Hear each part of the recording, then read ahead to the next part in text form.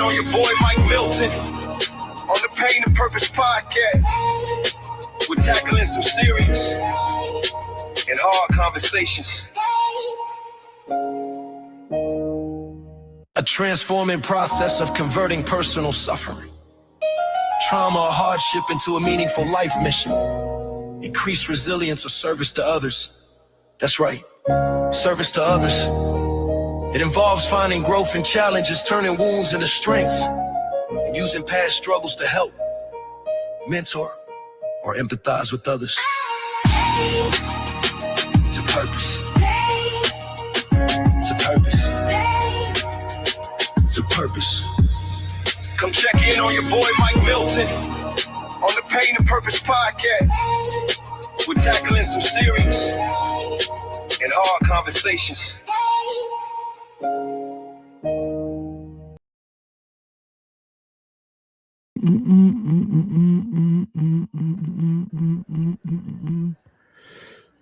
Good evening, good evening, good evening. How you guys doing out there? This Mike Melton back with From Pain to Purpose podcast, episode 36, man. And tonight I got a very, very special guest in the house tonight. I got the Pastor Juan Mendez in the house tonight. How you doing, Juan, brother? Man, I can't complain. No, my new thing is I won't complain. I love it. I love it. That's a decision. There's a lot I can. So yeah, I'm grateful. I'm thankful to be here. I love the title, From Pain to Purpose. And I was listening to the intro. I just was really encouraged by just watching. And I actually is a fan as I listen to the podcast and your guests throughout the week. So I'm good. Good. All praise to the Most High, man. Juan, I'm going to talk about a couple of things about the drop right now. We got From Pain to Purpose, the book comes out September 14th, 2026. It's the anniversary of the worst day of my life, but the Most High turned it into something that's purposeful. So you will find out what happened. You saw the A&E cold case files. You saw the Ebony Magazine article, but you didn't get to hear what was going on with me behind the scenes, what was happening. Who was in my life, who left my life, what did the police do, how was the funeral, everything. You will find out all the details from the women, the fornication, adultery, everything. I'm a very transparent person. Through those 10 years, From Pain to Purpose, the book drops September 14th, 2026. Make sure you get a hold of the book. We also have From the Pain to Purpose t-shirt. Everybody out here that's been through some things, now you can walk around wearing it. From Pain to Purpose t-shirt. Hit me up on any of my platforms, or you could text me. All my information is on my Facebook, Instagram, all the websites, all the social medias. Hit me up to get one of the From Pain to Purpose t-shirts. We got sizes from small all the way to double XL. But now it's time to get back to Juan, because this is about him tonight. So what's up, Juan? I heard about you, man, from my college roommate. I saw Kyrie talking about your story on his page one day, and I hit him, man. I was like, "Yo, Higgs, you gotta link me with this brother, man." And we started going back and forth in the inbox, man. And then he gave me your information, and I reached out to you, man. I'm glad we finally had a chance to work it out to get you on here, brother. Yeah, it's all in his timing. I apologize for my lack of responding like I should, but this is all his timing. By the way, I got to put my bid in. I want a couple of those shirts. Those things are nice. All praises. All praises. Just say, yeah. All praises, brother. I definitely make sure. I caught that. Yeah. I just shared the live to your page, man. You know what I'm saying? So now you can take us back, man. What happened, how it was, what happened, and how it is now, brother. Yeah, Pain to Purpose. What, I can remember sitting in a metal bars, concrete, and just noises in the middle of the night. Just noises. It is one of the most oldest ancient places and darkest places a person can be. A very dark location. You hear the creep, the animals that run through.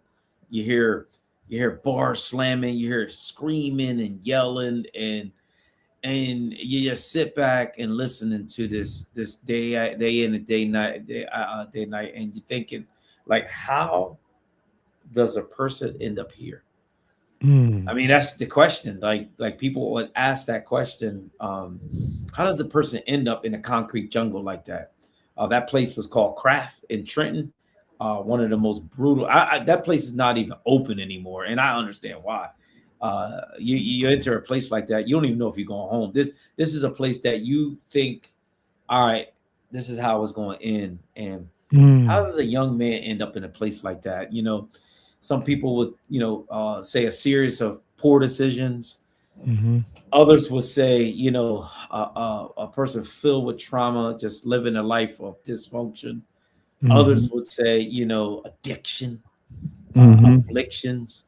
I mean, there's whoever setting you sitting in, they would describe like, how does a person end up facing double digits and end up in a place like that. But as a young boy, little guy, you don't think that's what your life is going to end. Facts. 2-year-old, 1-year-old say, oh, let me grow up and spend the rest of my life in prison or end up in that situation. That's not what little kids think about, especially little ones. And I can tell you, my life was filled with all the things that I mentioned. Why people think there was reasons why I should have been there.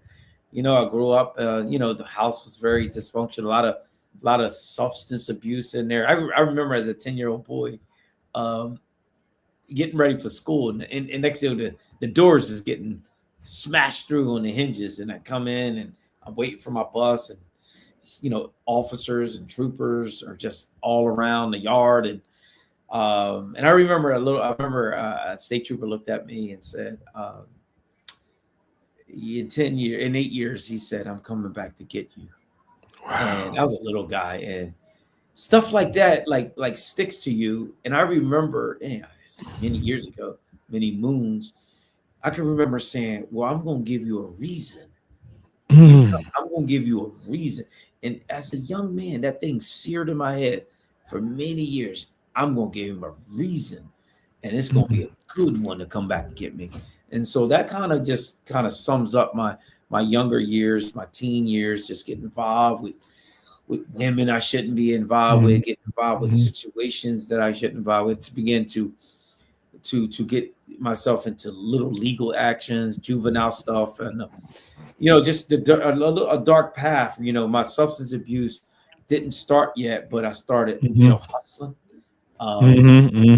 You got to make sure you're making some money to pay your bills, and as a young man, what kind of bills did I really have, right? So I dropped out of school at 9th grade. Where did you grow up at? I grew up, actually, me and Kyrie grew up in the same town, a little town, a little country town called Woodstown. I was down there. I went down there a couple times in college. I came down there a couple times in college. Yeah, he used to come check me out with a couple fellas, and he could see my path was going a different way, right? And so my path, I mean, it was amazing how we were so close as a young man, but he had the right mentors, and was directing him in his athleticism, and directed him to go to college. Why my mentors was putting packs in my hand and saying, nah, we're gonna go out here and grind, right? And so our paths kind of went a different way. And so I just kind of did what I learned, and I actually was pretty good at it. With the evil, with the enemy meant for evil, right? God meant for good, right? Pain. And so for some reason I was good at it, and kind of excelled to a place where people respect. I had a couple of employees and all that stuff. I don't want to glorify it, but that I did well in that area for many years. And so but with all things, it comes to an end, right? Like I heard this in a seminar 3 weeks ago, maybe about a month ago. It said today's drug dealer is tomorrow's addict. Today's drug dealer is tomorrow's addict, meaning that, and this was in a seminar where there was authorities, attorney generals, things like that. That's how they see, and they were right, because after I excelled in that, where I remember the day that I finally picked up and started using, it was like I got the answer. Yes. Started using Yes. hard drugs. It was like all my problems went away. What made you go cross that line? Well, I was, bad company corrupts good morals, right? And so, at first, just doing a little drinking, like any young folk, any young person does, right? Just drinking, smoke a little weed. That was basic, right? That was basic stuff. That didn't really cause me into drama, right? But I remember I remember placing myself in a situation where people were doing other things. And I was kind of like a boss at the time. So I was like, man, I can handle this, right? Boom. And I remember one of my customers like, nah, you don't want to do that. I remember them warning me, you don't want to do that. And so it didn't hit me at first, first couple times, but I remember very clearly when it kind of gave me an escape, escape my reality. It cleared my mind from things that I was troubling, and it was like I was self-medicating. I didn't know it at the time. I was like, wow, this is really just numbing out some of the reality, because that was a terrible reality. Like, I'm hustling, I'm trapping, I got people trapping for me, I got cops and criminals looking at me. It was rough. It was, and it escalated quickly. And those who used to be my friends, now they out to get me, because our lives are switching and shifting. And so, this was a little escape. It was an escape for me. So I did that for years. And I remember one day, I was using, the substance was taking over me. And I can remember one day that it was like, my house started shaking, and I looked out the picture window, and it was a helicopter, like dropping down. And I'm looking up at that, and everything kind of slowed down. And I'm looking outside. I'm watching all these trucks, ambulance, fire trucks, SWAT, and I'm watching the 5 different burrows coming, spilling out. All I can say, it looks like ants or roaches just spilling out. And I'm looking at all this. I'm looking up. I'm looking at it, and I remember just thinking, like, I went too far. Interesting. It took that to tell me I was going too far. But that was the moment I sat there and looked, and I went too far. I sat down on the couch because I knew they was about to kick the door in. And then all of a sudden, boom. I don't know if you heard, it's called a flasher. So they put something on my door. It knocks the door hinges off, but it's like a military grade device, and it shook my brain. And when it shakes your brain, it pauses your reality. So for a moment, I thought I was dreaming. Flashing, boom. I guess the sonic boom, it just rattles it enough. And so if you're in there ready to do business with them, it rattles you enough that it freezes you. And so for a moment, I thought I dreamed that. I thought I was daydreaming that happened. And while I was coming out of it, get down, all these military grade weapons were in my face. Anyway, they ravished, they did what they did. I was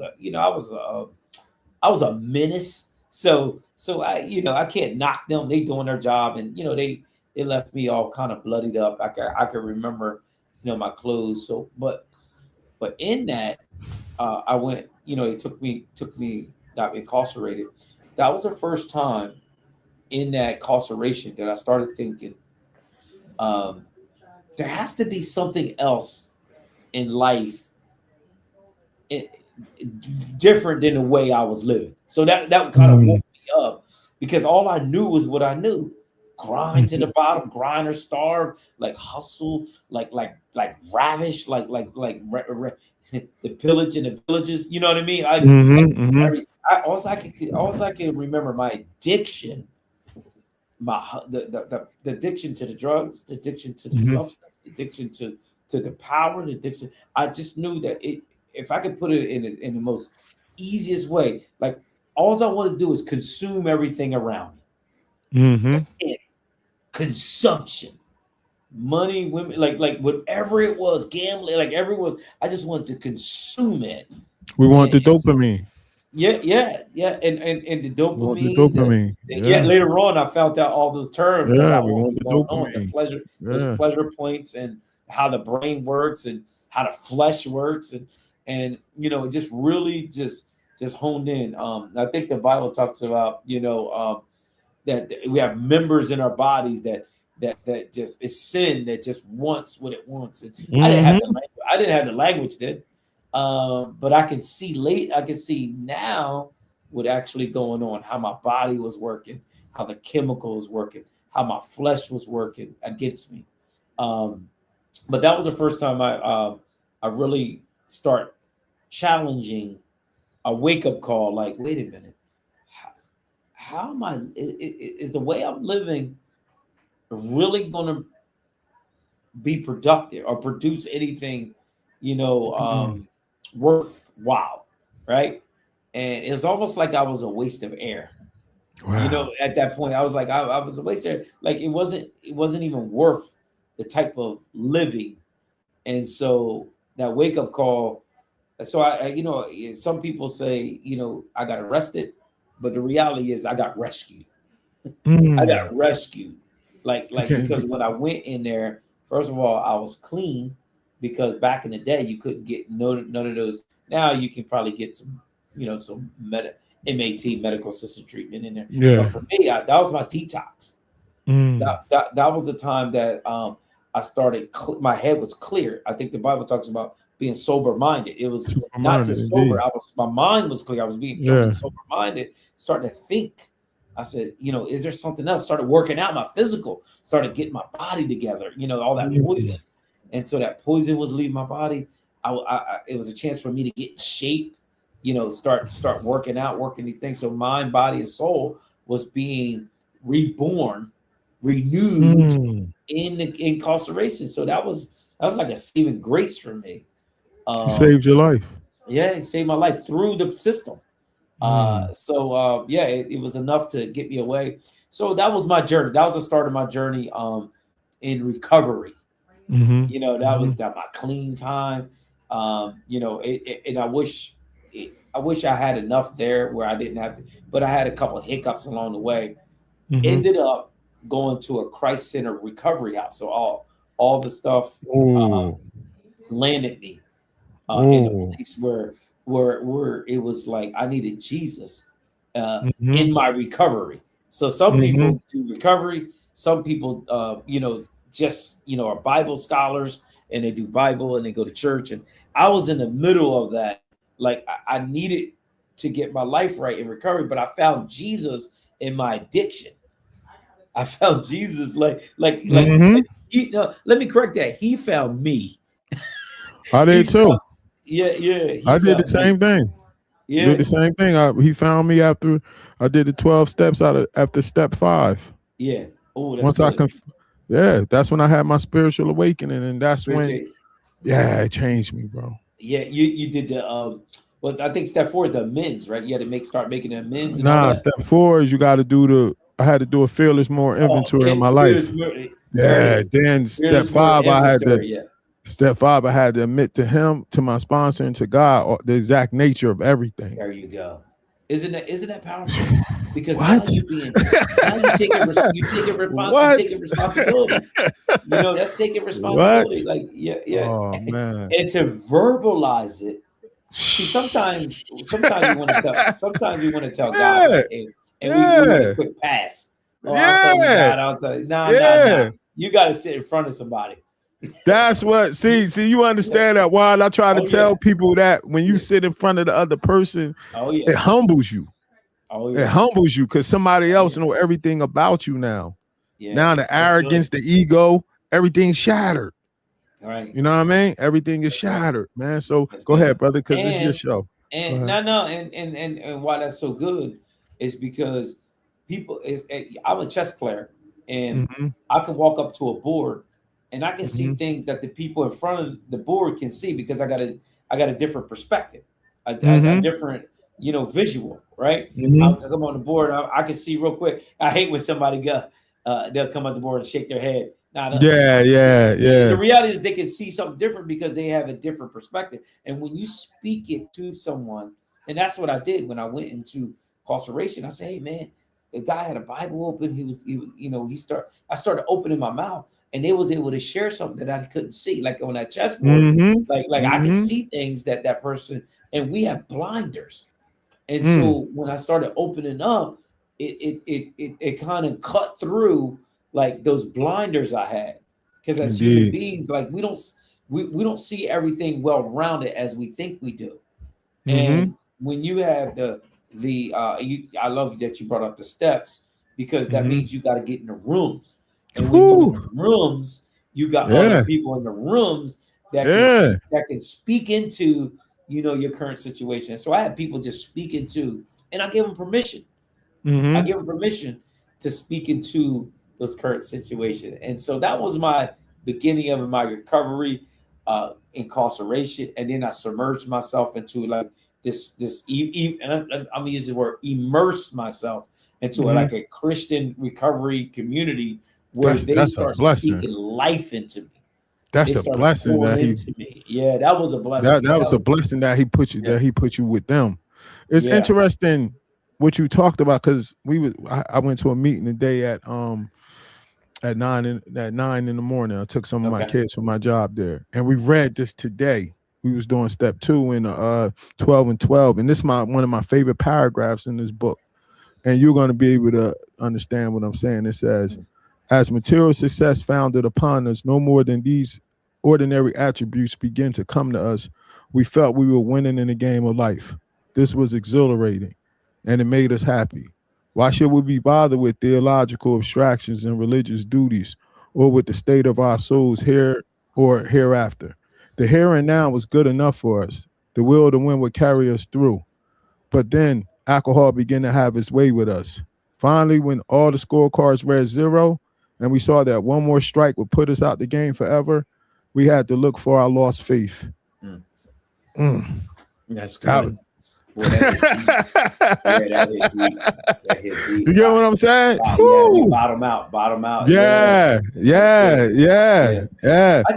I think some of us are, and I can speak for me. I think stubbornness. 100%. A lot of us are super 100%. Stubborn, and it works on both halves, right? Like when you're stubborn, it takes a long time for you to hit the bottom, right? But how it works, that tenacity, I'll change the word, like when you're in purpose, that same tenacity, right? 100%. Tenaciousness will help you move forward, and your purpose will be able to minister and pour into others because of that same side, the other side of the coin. So we stubborn this day is long, and it's taking us forever to figure out rock bottom. But then when we get there, and when we get to that bottom, we know it's the only way up. And in that's why I love the pain to purpose, because when you find your purpose, you realize that your purpose is bigger. You didn't just get delivered because of you, but for somebody else. And that's what exactly. So I love the title and that. And so that was me. And so I made a deal with God. I said, I'm going to invest. I know he laughed at me in my immaturity. I said, I'm going to invest everything in 1 year. Everything that I have, I'm going to surrender. I'm going to submit to the process. I'm going to trust the process. I'm going to go to groups. I'm going to go to meetings. I'm completely open for a year. And whatever happens in that year, we're going to make a decision. And so that's what I did. And he took that feeble little commitment, right? And it's been 20 years. It's been 20 years. It's been. So once you made that year, right, and you really said, all right, I'm gonna do this, how did you deal with regular life again? Like once you got out, you in a Christian fellowship thing, and you're not that guy no more. You're not that guy when you go outside, like everybody was on you. And I know how small Woodstown is. So you walking around, you're used to a certain kind of attention. You're used to this, you're used to that, you're used to the money, because the money comes with a high too. You get what I'm saying? So now you got to make that transformation. How was the transformation of not being that guy anymore? Yeah, that's a mixed bag. That's a mixed bag, because that what you're talking about is an identity crisis. Facts. Identity crisis. Facts. And I can tell you, even sometimes that comes up, not in a negative way, but in a way. You know, so you struggle with your identity. So if you're known and for a certain way, good or bad, it becomes who you are. And so that takes a learning curve. Yes, it does. That your new identity is not who you used to be, but it doesn't remove the feelings and emotions and the thinking patterns that automatically come up when somebody brings up, the things. Did you have all that money buried? Dig up all the money you got buried, or all these kind of things people brought up.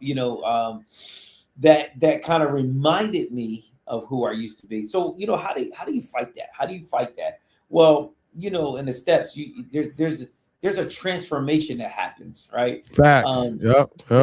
You have to stand on, and so and I wish I could say it was an easy process. But the truth is that I am new. I'm a new man in Christ. Like you said, like I'm new in Christ. And so when those old identity, I call it the old residue. Everybody on this call knows what residue. Oh, excuse me.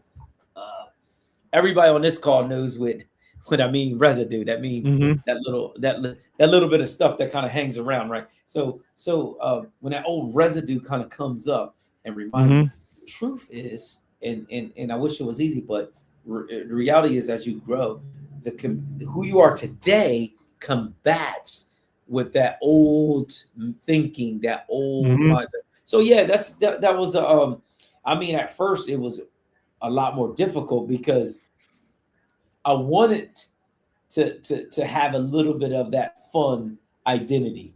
I know. It was fun to be. I know. Here's the trick too, and you can speak. I like you to speak on this. Sometimes you and others remember the good times.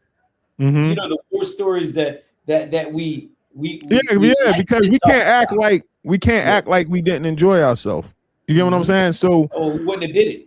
Yeah. So with me, it was like, all right, I had b-ball spotlight, basketball spotlight. I had created this basketball company, and we did tournaments, camp showcases. I did all of this. I built it from a thought, and it turned into the #1 middle school basketball exposure company in the country. Now, right? So I go through this transformation. Now I'm going through this with a case over my head of people thinking I murdered my wife. Now it took 10 years for this to do, but I'm doing this basketball company. The basketball company takes off in the middle of this, because this is what I'm using to help me get through this situation.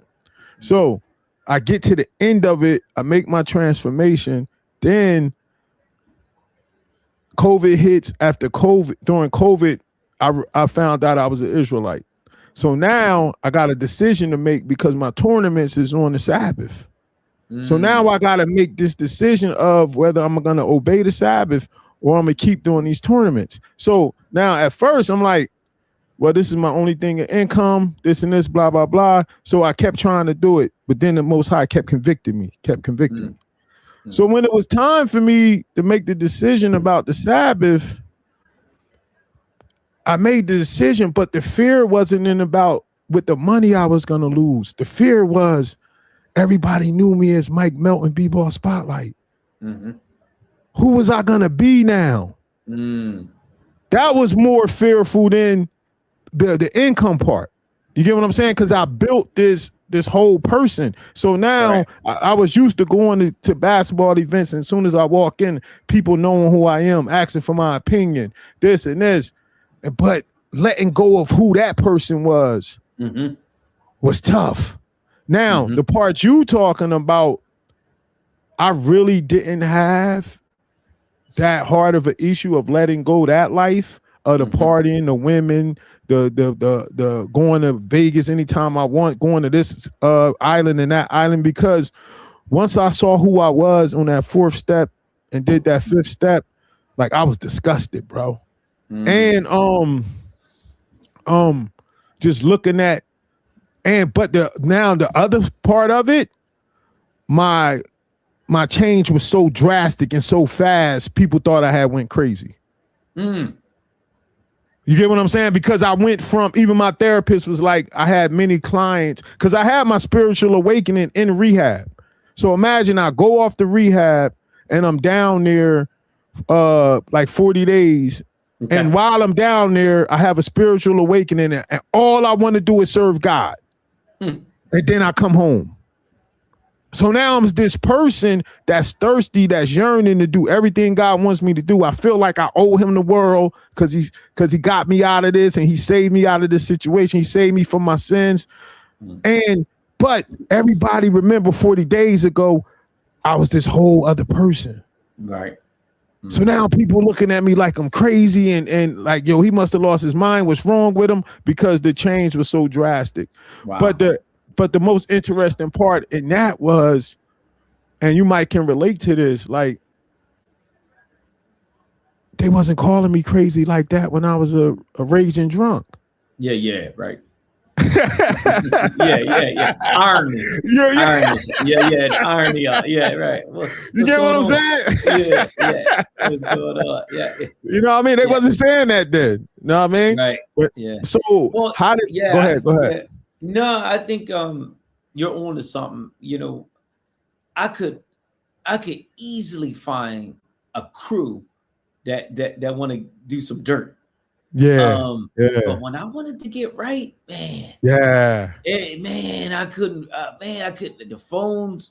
Nobody was answering the phones. My text. You know. Yeah, that's interesting. You bring that up because I'm rewinding the tape. How difficult that is. But yeah, that's good. I do wanted to share something about. Go ahead, brother. The part of the transition. You know, my probation officer made me. Because I got out of the, I did my legal stuff, and I was on probation for about 5 years. I did parole, I did probation, I did all the stuff, and I remember her sending me to AA and NA, as part of I was just going first to get my paper signed. Yeah, paper signed. I didn't know how much that was gonna be a blessing, right? I was like, these folks get me. Right? Yeah, you fit in. I was like, wait a minute. We can talk about our stuff and we don't get judged. I was like, something's going on. So I look forward because you get your sponsor, right? Yeah. And then my sponsor, I was like, no, I just want to go get my paper signed. I'm telling my sponsor, I love it because my sponsor was 30 years clean, and I knew him when he was the town drunk, and I noticed that nobody talked about him anymore. It was like he didn't exist anymore. And I didn't see him. And then come to find out he was in the rooms. Yeah. And man, he would take me. He wasn't paying me no mind when I'm like, man, I just want to get my paper signed. And he would pick me up. You know how it is. Yeah. I can tell you how reassuring it was to get in the room and everybody did not care how terrible I was at all, how messed up I was, and they were sharing stories. And so you're digging up some stuff there. Indeed. So let's get into more of your journey. Okay. You go to Bible college. What was that about? What was that about? I was a high school dropout, and I can't stress how important it is to get into the right circles. So I was in the right circles. My fiance, soon to be wife, girlfriend, I can't remember, but she was just always like encouraging me. So like, you got a good brain. You need to go back to school. And I was like, man, I'm filled with the Holy Spirit. I got work and I'm working. And she you need to go back to school. And she would encourage me and she would challenge me. Then I had other folks that like, yo, you got a brain. But think about this. I dropped out in ninth grade. So Mm. I was no more than 14 years old. So education was a fear. Mm. It was a fear of mine. So I really didn't. It was really insecurities. Like my Mm-hmm. insecurities would not let me walk in that way. And so when somebody Mm-hmm. bring up education in that way, formal education, I was like, nah, that's not for me. I'm good. I'm Mm-hmm. working. I'm serving the Lord. I'm good. And so, but deep down, if I got to be be honest, it was my insecurities. And Mm. so it was like, just fill out the application. So I went and got my GED. You know, it's interesting. I got my G, and this is for somebody. Somebody needs to hear this. Thank you, Lord. Mm-hmm. I'll give all my praises to God. He's Off, good. definitely I got 100%. I got my GED, got married, got my master's degree.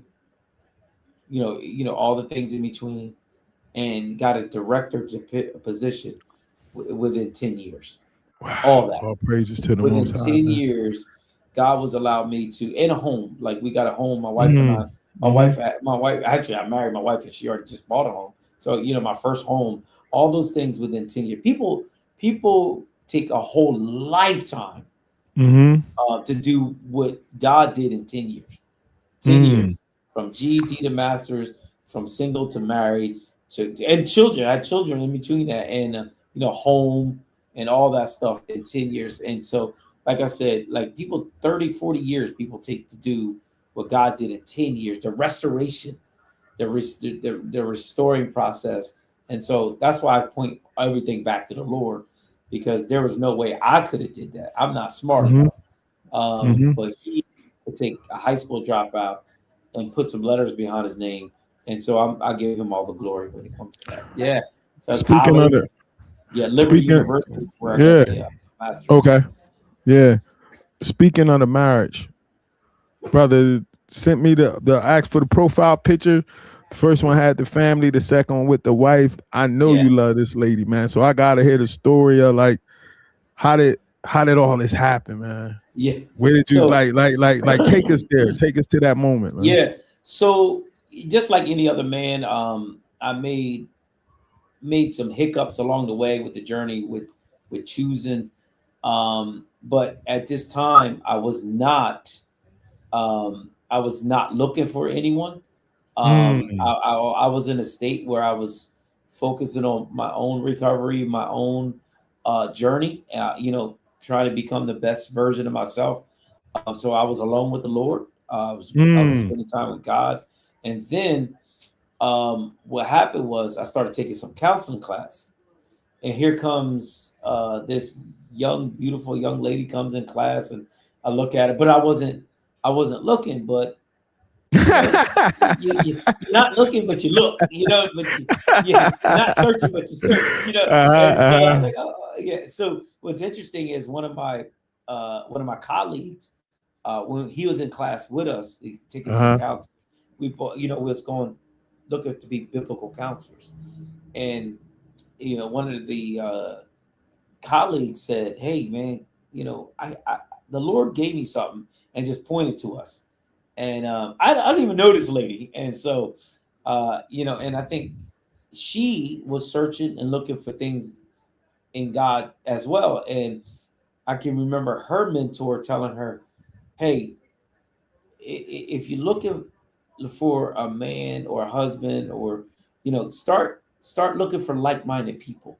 Start serving the Mm. Lord, and like-minded people will enter into your space." So she was Facts. just serving God and like-minded people, and we were like-minded, and God has placed us in the same space. Um, Mm. but we both wasn't looking at the time, so we just kind of just shook hands, and it was a couple semesters later where we ended up back in the class, where we start being more interested in just a friendship, and we swapped. I remember I was sloppy. I wasn't dating for a while, and the only thing that came out my mouth was, "I'm gonna Facebook you." I don't even know if that's a thing. Yeah, and I actually did this with my hand. I'm on Facebook. So I was sloppy. I wish I could say I had some smooth moves or some weird some words. You know what I mean? I said I'll Facebook you, and she said yeah, and she said okay, and I did. I So Facebooked her and then so messaged her. And, yeah. So fast forward. yeah. Was it a big proposal? How was the wedding? Like, take us to those moments. Yeah, we took some time. We were adults. We was grown folks. We weren't kids. We weren't 17-year-old kids. We were grown folks. I was 30. I was 31 or 30. I might have been 33. She was like 29, 28. Yeah. And so we were grown folks. We already circled the barn. Like we knew like either this is going to be like a serious thing or not. You know what I mean? Like both of us was convicted. Like we're not going to be glorified dating. Like we're Christians. Like we, Wow. so so we made it. We made it very certain early that this is either going to be the thing or not the thing. We're not going to play dating. We're not going to hang around. And so I called my pastor. We started going to the same church. I called my pastor. I said, after Bible study, I'm going to share a testimony, but I'm gonna jump on my knees. And we didn't waste no time. We didn't waste no time. Like she look at her. She made sure she answered too. yeah. So Bible study. I called my pastor. I said, "Hey, I'm gonna share a testimony." And she said she knew something because in our church we just come in the yard. But that night I had a collar shirt on. We had a nice shirt on tonight. Like we just like we come to work, got t-shirts on, and I had a nice shirt. I got a collar shirt on, nothing major, but she kind of knew something. And right after Bible study, I shared my testimony. Boom! I started switching testimony, sharing how God has brought this wonderful person. Boom! Wow. Called her up, and man, I could tell you, man, I didn't know that it went in slow motion in front of the church. Like I went to, I was going down on knees. Like everything paused. I didn't know that was going to happen. And well, obviously she's, with some tears in her eyes, she said yes. And that, but I gotta say, apart from salvation, knowing the Lord, that was one of my best decisions I made was choosing her because of the quality of who she is, her convictions, her walk with the Lord, her the way God created her. Man, I just became a better man. Because of that and the influence that she's had on my life. So yeah, besides salvation, besides the Lord, that she is. As you transitioned into more of a leadership role, how vital was she into bringing you to this point where you could bring the word of God yourself? Yeah, she took to speak on her character, she took a back seat and mentioned this, and this is sum up her character. She took a back seat and said all her gifts, abilities, talents, skill sets was going to be to be used to support the endeavor that God had me on. And so she's suitable helpmate, the Bible calls it, right? Help me, everything that God has given her to empower me to become the best version of myself. And in that, God spoke a word to her that everything that her endeavors will be completed through this mission. And she submitted. I mean, everything that I needed to get to the journey, she literally like invested her influence, her skills, her gifts into what, she helped me get through school. She helped me with wisdom, with working through some of the leadership roles I've had, because as a director, I talked about insecurities. I had a lot to learn leadership. I had a lot of leadership deficiencies. So I was in Christ, I was learning, I was growing, but there was some deficiencies that God used her to help fill in the blank. So indeed. Yeah, now it was huge. It was huge. Now you went to bring in the word. You building up your leadership qualities. Give me the moment when you were up there giving the word of God. Maybe it was when you was on it at the pulpit, or when you got off, or later on that night when it hit you like, this is what I'm supposed to be doing. You know, what's interesting? God,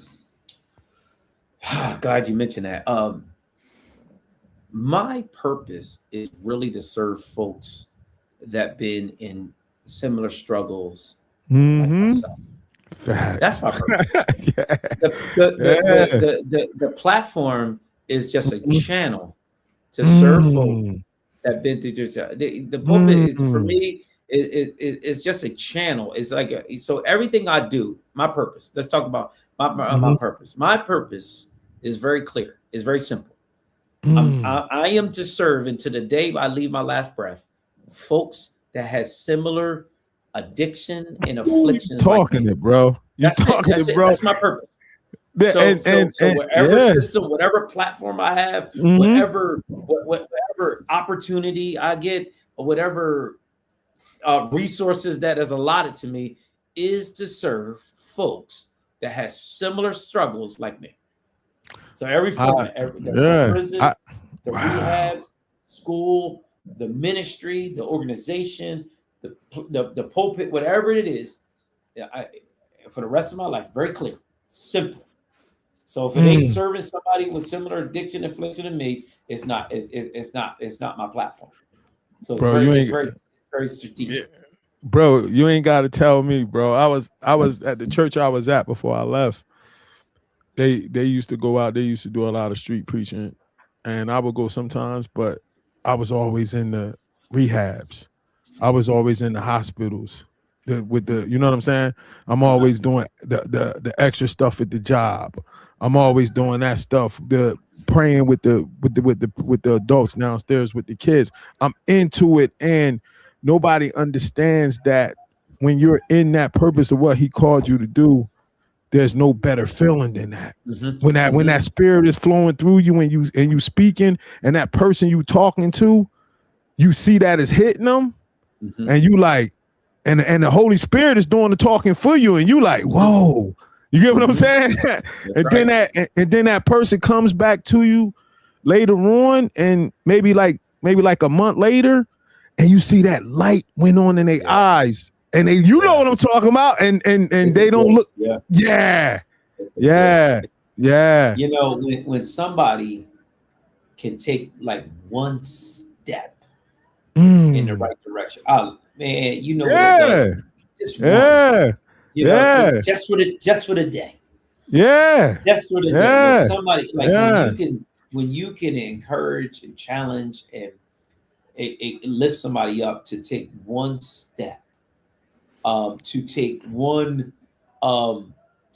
decision. You know, I think God's given me a gift. I worked in an inpatient rehab for 16 years. The place was called America's Keswick Christian. Wow. And when a person would come to the back door, intake was in the back door. I mean, that person was dragged in. The folks that dropped them off barely stopped the car. I mean, they roll and stop, kick them out, and keep going. But I would say, man, I used to get so excited, man. I can't wait to see what God is going to do. I can't wait to see what life is going to look like. And they looking at me like I'm crazy, and I'm looking at them like, man, I have faith and hope that they didn't have. I said, I got enough faith and hope because I would see like the finished product. When you do this thing for that many long, you start seeing some finished product. You start seeing some miracles, and you're not moved by the condition because you are excited about what can happen, the possibilities. And so it's like almost like God's giving me a lens to see possibilities rather than the person's condition. Indeed, and it's like you realize that this is it. You know what I'm saying? This is what he called me for. And many times that's what I tell the clients, and the adults understand it more. Like I let them know the reason you're not dead is because he has a job for you to do. That's good. Whatever you in here for, that's your ministry. I let them know we walk past our ministries every day. If he survives you from prostitution and stuff, those are the women you're gonna go help. If he survives you from being an alcoholic, you walk past that liquor store every day, you see who's in front of there. That's why you're not dead. The reason you keep overdosing, the reason you keep car crashing, he's tapping you on the shoulder, letting you know, I got something else for you to do. This is not what you're supposed to be doing. But I also let him know, if you don't listen and surrender in due time, he's going to wipe his hands of you. And he's going to let you go. He's going to choose somebody else for your job. Yeah, because his work is going to get done regardless. Exactly. Whether you show up or not. Yeah. Exactly. So it's easier to say yes now. Exactly. Just say yes. Just say yes and go forward and go on a ride. Listen, I wish it was like a ride of. I wish I could say it was a ride of ease. There will be trials, there will be tribulations, there will be struggles, but in there, every now and then, there'll be moments of joy. There'll be moments of happiness along the journey, but it is an amazing ride.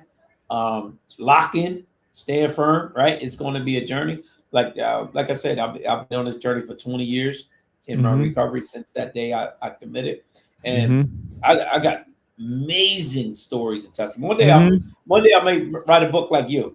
You should. I'm serious. Like you went through. But let me read yours first. Let me get through yours.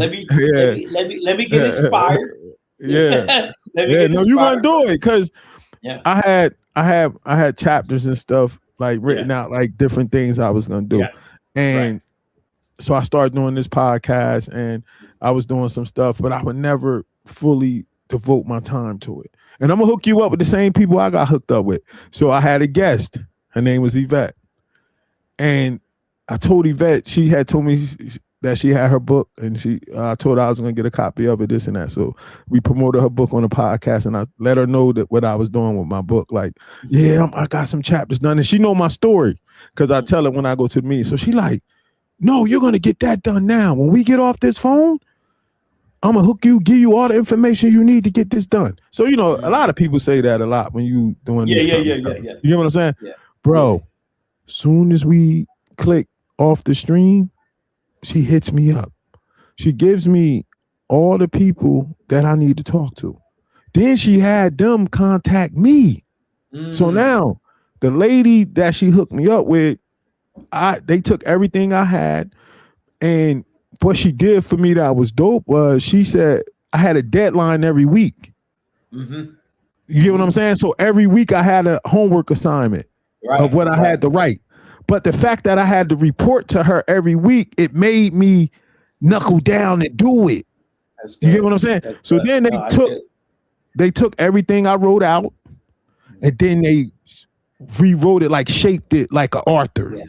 You get what I'm saying? And then they binded it, they designed it, they do everything. You get what I'm saying? And but bro, you gotta do it, bro. Cause I'm gonna tell you, because they send you the draft so you could edit, like say what you want and this and that. Reading your life over again is amazing. Cause it takes you back to all those moments. You get those different feelings, you get those different emotions when you're reading through it. You know what I'm saying? You reading through it. Love it. So with you, I got one question about ministry. Like in this day and time with all this wild stuff going on, man, all out in the world, you just see it, social media and take over. The world is running wild. How do you deal with the ins and out of like your congregation and the counseling and people calling you? Like, how do you handle all of that? Being in the position that you're in. So that's a good question. So my role is not a traditional pastor, like people will think. Like most people, when they hear pastor, they think a preacher. Somebody gets on the pulpit and preaches. My role is more of a recovery pastor, recovery setting. So my wife and I, my wife and I, Hope House. You see the name Hope House for our family. Yeah. So we our backgrounds in counseling. Okay. And so more of our role is the care, like they would call us like in a traditional role, like a care counseling pastor. Okay. That means we deal with the folks that's in the thick of it. And so we have four recovery homes. We call them discipleship homes. We do discipleship. And so we have 33 beds across the 4 homes. And what we do, we grind and we call it life on life discipleship, meaning that we do life with them. And so, so what we do is we come alongside each one of them in different ways. And we have house managers, we have house leaders, and so our role is a little different. And so you won't see me. I mean, I step into a pulpit, have fun. Yeah. So, but is it inpatient or is like sober living once they come out of rehab? It's more of a sober living. If you had to line it up, what we do is more like sober. It lines up more like with sober living. It's what we call it disciple living. But it's people, have to stay clean and we do meetings and we do. Is it a time where all of the people from the 4 houses come together? We actually just had a barbecue. If you look on my page, we just had a barbecue where we got about 75% of them together. It was nice. It was actually it encouraged me to see all locations because they're spread out. Different locations, different counties, and so they're not all like hubbed up in one spot. And so that doesn't happen all the time, but every now and then we able to navigate and be able to get about 75% of them into one space. So if you go back on my page, we did a little video, a couple little pictures of that. And so it's hard because people work and because they're in an independent stage. That means they work, 100%. 100%. They got family. One of the houses is mother and children, so they got families to take care of. Now you own these because I'm trying to get into the ministry owns them. I don't own anything. I don't. Everything we acquire is for the organization. My wife and I plan is to set the organization up. We built it from scratch about 4 years ago. The good Lord built this and 4 years ago, and so we're trying to set the ministry up to get it in a good place, and then pass the keys off to the next directors and whatever that looks at. And so we about 4 years ago we founded it.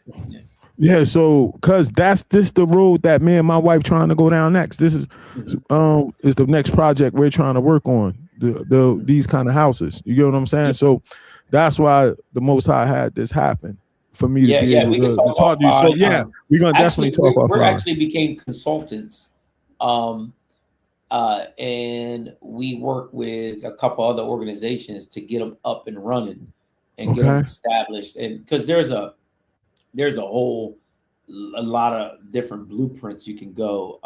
You don't have to have one model. And so we just usually share a couple different models with folks and pass that blueprint off. And they me and my wife gonna come down there, bro. We're gonna definitely take a trip now. Let's do a meal together and just we can even meet too. We can even meet at actually it's probably good. We can meet at one of our houses. And we can just sit there and we could residents and we can. And also too, I want to come down there and share my testimony with them. Okay, all right. Definitely want to do that. I definitely want to do that. Yeah. So actually, right now we're doing Testimony Tuesdays, where a husband and wife just shared their testimony. They blew us out the water because she walked him through 12 years of addiction. It was powerful. So we have some single people do their testimonies. We have some I've been encouraged and blessed. Testimony Tuesdays. We call it Testimony Tuesdays. And, so when is the next Tuesday y'all gonna have that like an open slot? Well, we gotta look. I don't have my schedule. I gotta look at it and look at our schedule, Ted. So that's what we're doing now to get through the summer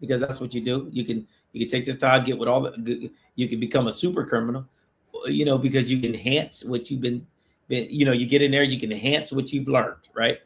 Or this could be a pivotal fork in the road for you to decide what you want to do with the rest of your life.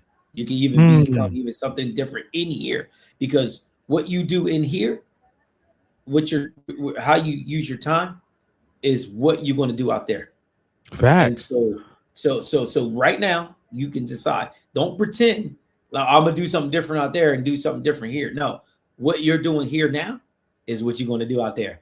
So either you're gonna waste this time and do what you've always been doing, or you're gonna decide right now that you want something different. And I'm a man of faith. I always say I'm a man of faith. I believe God can redeem you. God can change your life. I believe that He can renew you, so you can decide that, or you can decide something different, or decide what you always. And what they say insanity is doing the same thing over and over again, expecting different results. Yeah, that's an option, but there's another option. So I'm big on choices and decisions. Yeah, Make a decision. I always tell my clients and stuff, even when I speak, everybody got a story, but you only could do two things with your story. You either gonna use it as a testimony to help others, or you're gonna use it as an excuse to destroy yourself. Oh, that's good. One or the other. What I mean? That's all we could do with it. Yes, right. That's all we could do with it. Yep. Yeah. Last question. Well, not really a question, but I always give each guest the opportunity to run down the list of the people they want to thank for helping them from their pain to their purpose. Here's your opportunity, brother. Yeah. First, Lord Jesus, God, number one, I wouldn't be here without Him.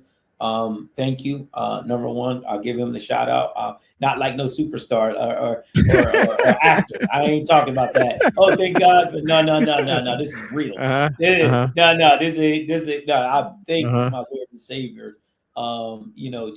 Jesus for being, and then, obviously my wife. My wife has been pivotal in my life. I have a sister, Teresa, that, my sister Teresa has been big in my life when I was out, while I was in sin. She kind of just helped me out working. She's always been there. My children, all my children, I love them. They are my anchors. You know how your mind wants to sway, and you can't go but so far because you got anchors.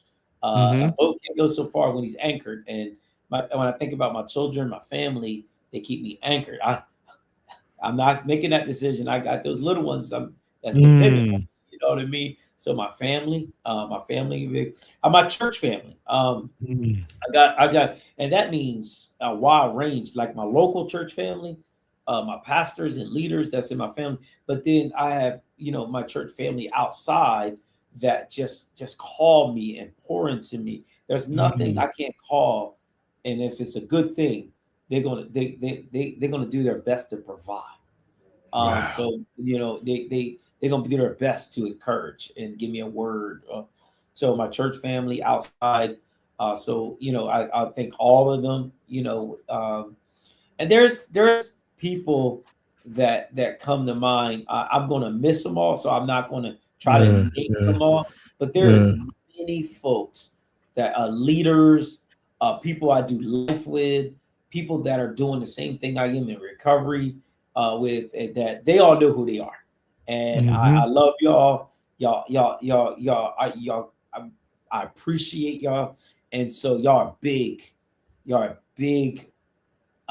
vital to my life, crucial, critical to my life. So y'all know who y'all are. Thank you. Appreciate you.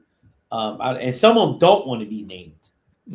Facts. Some of them want to be anonymous. So I respect that in regards to that as well.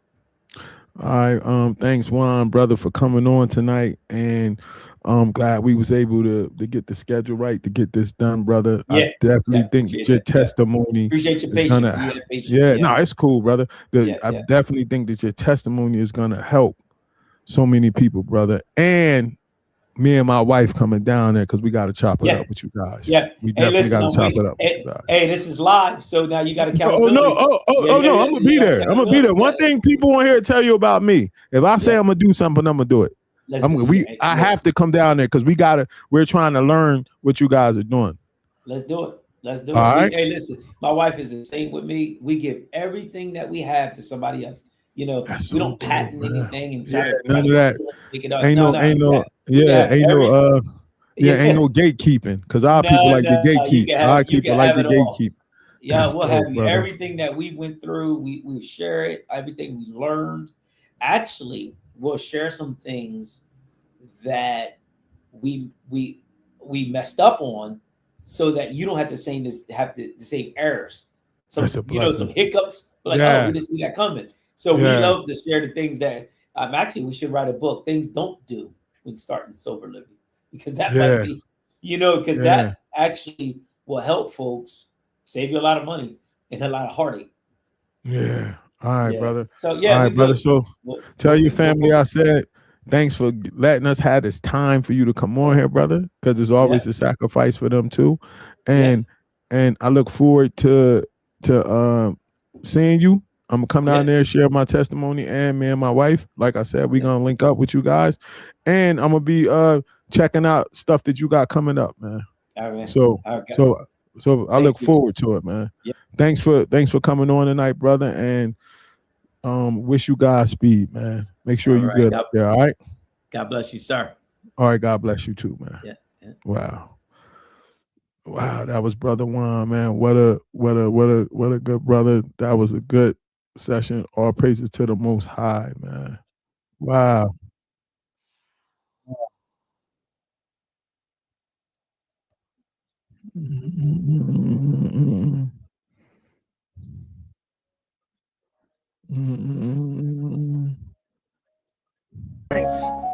And using past struggles to help, mentor, or empathize with others.